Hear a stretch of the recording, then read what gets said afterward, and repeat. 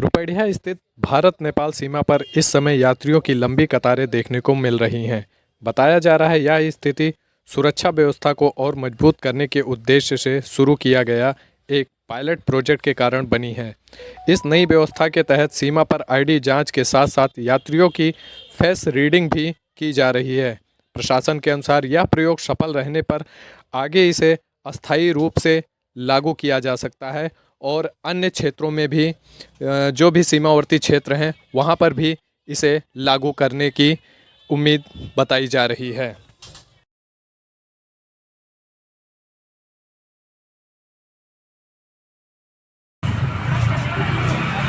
ये आप देख सकते हैं, अंदर जब प्रवेश करने के समय आपको आईडी दिखानी होगी और उसके साथ में फेस रीडिंग भी किया जा रहा है। इसको 2 कैमरे रखे गए हैं, एक से आईडी देखा जा रहा है, चेक किया जा रहा है और दूसरे से फेस रीडिंग करके उसके बाद में ही अंदर प्रवेश दिया जा रहा है। प्रत्येक लोगों की फेस रीडिंग होने के बाद ही भारत में प्रवेश दिया जा रहा है या नेपाल जाने की अनुमति दी जा रही है। इससे यह सुनिश्चित किया जा रहा है कि आप भारत के ही नागरिक हैं या नेपाल के नागरिक हैं, किसी अन्य देश के नागरिक नहीं हैं। यदि किसी अन्य देश के नागरिक हैं तो आपको तुरंत रोक लिया जाएगा।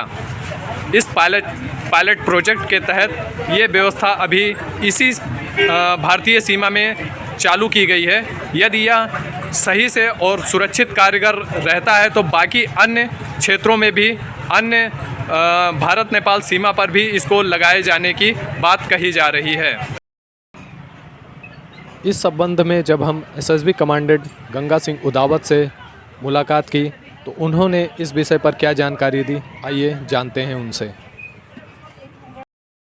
इन दिनों जो हमारी सशस्त्र सीमा पर 42वीं वाहिनी की रुपैडिया बीओपी है, तो इन दिनों एक जाम की समस्या से लोगों को गुजरना पड़ रहा है, तो क्या कारण है सर इसका? हाँ, ये आप ठीक कह रहे हैं। इन दिनों में वहाँ के जो लोग हैं जो नेपाल जा रहे हैं, नेपाल से हिंदुस्तान में आ रहे हैं, उनको अभी थोड़ा सा दिक्कत इसलिए हो रही है क्योंकि वहाँ अभी एसएसबी फोर्स हेडक्वार्टर से एक पायलट प्रोजेक्ट चलाया जा रहा है।